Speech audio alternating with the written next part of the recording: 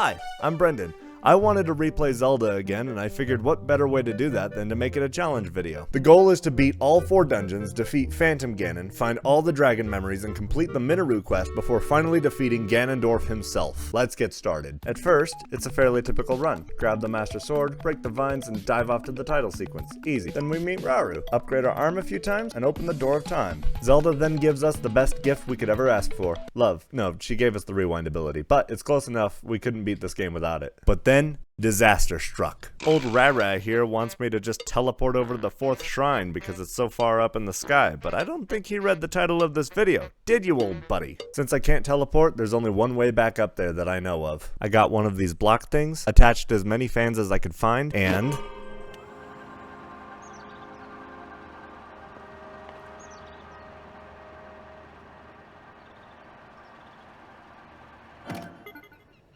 do this again and again and again until you lose your sanity or you reach the top, whichever comes first. We complete the shrine, open another door, say goodbye to Rauru, and then begin our dive to Hyrule. This is where the true challenge begins. We do some story bits, meet up with some fan favorite characters, and get launched to the sky. Neat. Because I can't use my paraglider, the Wind Temple was going to be the hardest dungeon to do, so I went there first as it was going to make or break this challenge. And boy did it nearly break it. When I first arrived, I realized that the bridge to the actual village was out, and the game wanted you to paraglide to the other side using a fire. This was supposed to be a teaching moment. However, my 7 wood planks and I were having none of that. I got across and found the first instance where the rewind ability came in clutch. After talking with Teba to advance the story, I made sure I had everything I needed before jumping into the water, negating the half hour I spent finding my 7 wood planks. When I finally made it to Tulin, he wanted me to demonstrate his powers by leaping and using my paraglider over a dangerous cliff. I, like a responsible adult, said no, and we walked safely and soundly over to the broken structure. Getting through most of the section wasn't terribly difficult, just time consuming. That was until we hit the base of the dungeon. Up until now, I've been able to scrape by ascending and using 7 planks to cross gaps. This was the first barrier that stopped me from accomplishing my goal. The structure was too high to ascend to, so I used my wings instead. I flew over to the other platform and used the blocks there to ascend to the platform above. I kept going until I came across this ship. This ship would be my downfall. I tried to glide to it, but to no avail. After a few tries, I realized I couldn't get past this obstacle with what I have currently. So I devised a plan that involved grabbing all the pieces of the glide armor and getting a hot air balloon to travel upward. I tried to steal Impa's hot air balloon, but she was having none of that. So instead, the goal was to make my way into the depths, defeat Master Koga, get the auto build feature, and then speak to Joshua to get the hot air balloon schematic. Except that's not what I got. Evidently, you have to beat a dungeon first before she'll give that to you. Thankfully, it wasn't a total waste because auto build was still super useful in this challenge. However, I still couldn't get to the sky at all, and I wanted to get the full glide suit. I knew there were fans and steering sticks on the ground in different places, so after some brief searching, I eventually stumbled upon my best chance for beating the Wind Temple. With my brand new hoverbike built, we were back in business. I realized how hard upgrading my battery was going to be in this challenge, so I cut my losses and decided to get Zonite to rebuild the hoverbike as needed, as well as finding extra batteries below the Dueling Peaks ascension point. Deciding not to go after the glide suit because I can't reach the islands on one battery, I returned to the surface and made my way back towards Rito Village. But on the way, a rock fell just below the island that contained the glide suit tunic. I built a hoverbike and flew to the island, and since I barely got the shirt to begin with, I knew I'd be lucky to get the rest of the gear anyway, so the hoverbike was going to have to do a lot of heavy lifting. With mostly everything I needed in this moment gathered, it was time to approach the Wind Temple once more. I made it back to the ship that ended the climb before, but this time I had the glide tunic, and with a well-timed ledge grab, I just built a hoverbike and flew across the gap anyway. This proved to be my primary method of getting across these blocks. The hoverbike came in clutch with this challenge as it was essentially a paraglider without the glide. I came across this ascend point where I left my hoverbike behind. I'm sure I won't need that again anytime soon. Everything was going smoothly until I came across this huge gap. Huh. Trying to conserve my zonite for what lay ahead, I tried my hardest to get across just by diving. Obviously that wasn't going to work, so reluctantly I created another hoverbike and flew to the other side. I didn't have enough battery to fly to the next safe space, so I ditched the hoverbike here and tried to make the rest of the trek on my own, leaping from boat to boat. This was going quite well actually. I was having a lot of fun bouncing on these boats, knowing that if I fall, I was gonna fall all the way down. But then I ran into these boats, which were going the exact same speed as me, meaning I couldn't reach their trampoline and I'd just die on the hard parts. After banging my head into the wall for a bit, I went to bed, and the next day decided to just use the last bit of zonite I had to make one last hover bike.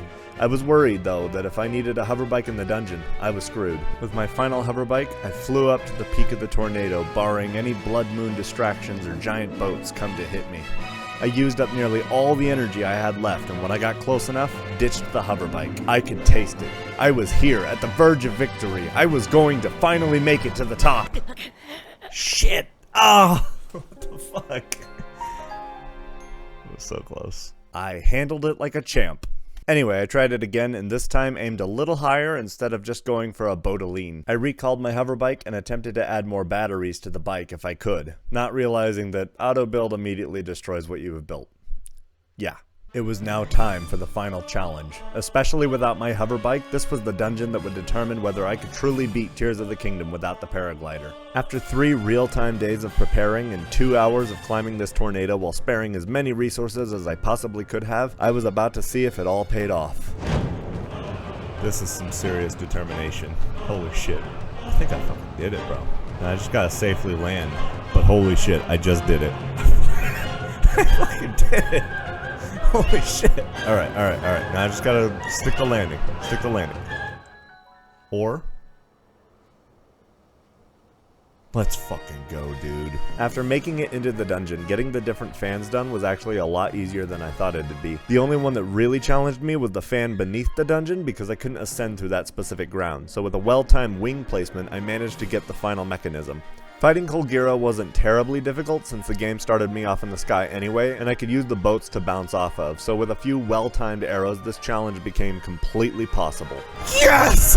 Let's fucking go, dude! Oh yeah! I did it, dude. I did it. Oh my god, I did it. I did it. I fucking did that shit. I went and I fucking did it. It wasn't done before I did it, and now I've done it. It's probably been done before, but now I can say I did it. With dungeon number 1 down, it was time to head to Zora's Domain, which I figured would be the second hardest dungeon to do next. One of the main sections that made me nervous was the Fish Island portion. I need to get up super high and... oh, look at that. I guess that's no problem. But there is also getting up to the actual dungeon itself. I'm gonna have to go into the depths to get more zonite and... oh right, it's a waterfall.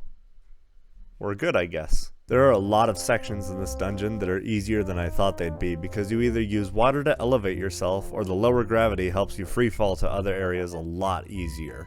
Before I knew it, I was in the water temple. Activating the switches now that I was here was as easy as 1, 2, 3, and 4. I beat the boss in the usual way, and when he was done for, I started for the Gerudo Temple. I knew the Gerudo Temple would be the easiest one no matter what. There's nothing that requires any massive jumps. The few that there are only take off a couple hearts, if any, and the dungeon itself is the closest we got to a pretty standard Zelda dungeon, which means it's very horizontal. I activated the required devices, beat the boss, and started for Death Mountain. Death Mountain was very easy until I got to the descent of the actual mountain itself. It took a few tries. I started on fire and hit my face before I finally grabbed onto the light route. After that, made myself a hover bike and made my way over to the dungeon itself. With this dungeon, it's pretty easy in typical gameplay to just paraglide past all the minecart puzzles and just knock it out really fast, but because I don't have the paraglider, I essentially did the whole dungeon the dev intended route. You know the drill by this point. I got the 4 markers knocked out, beat the boss, and moved on. By now, I've cleared all 4 dungeons, so I went to Hyrule Castle to battle Phantom Ganon. He's kind of a sore loser because I let him win a couple times, but then I beat him once and he doesn't want to play with me anymore. It was now time for me to grab the Master Sword, so I grinded every single memory and made my way up to Zelda.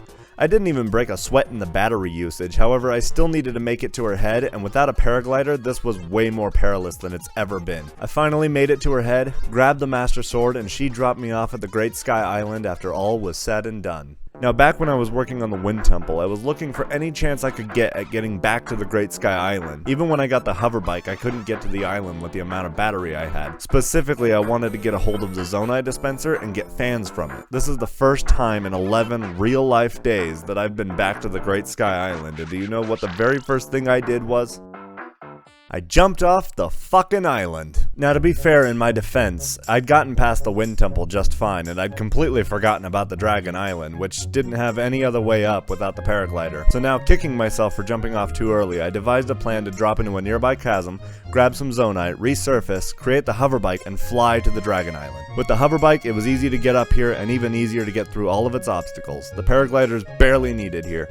Any challenges are ones that can be solved with rewind or grabbing a wall just before I hit the ground. Everything was going great until I came to the 10-heart door. Turns out I had 7 hearts, and all the effort I put into making it up here was completely useless. So I did the only thing I could do.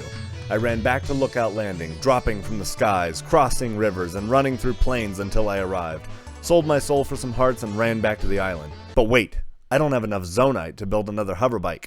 Wait, there's parts across the mountain over here I could build with. So I ran all the way over there, constructed a bike, and flew it all the way back over to the island, flew it straight to the front of the island, and opened the shit out of that door. Next section was putting Mineru back together, my favorite part of the game. This section wasn't super eventful, paraglider or not. Since we're in the depths, finding zonite was no big deal, so I was easily able to put together a hoverbike for getting to her leg depot. After putting Mineru together and fighting the boss of her dungeon, it was finally time to drop down below the Hyrule Castle depths. The depths chasms always made me nervous jumping into because it's hard to get out, but the one below Hyrule Castle had no way out. If I fell in, I was committed to beat the game. If I came out of there, I could use my paraglider again. Tulin would jump back up to the most useful stage again, and I could teleport once more.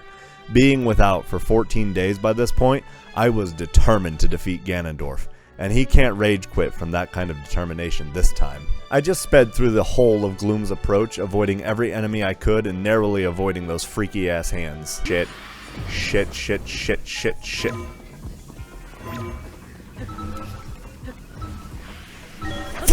Fuck.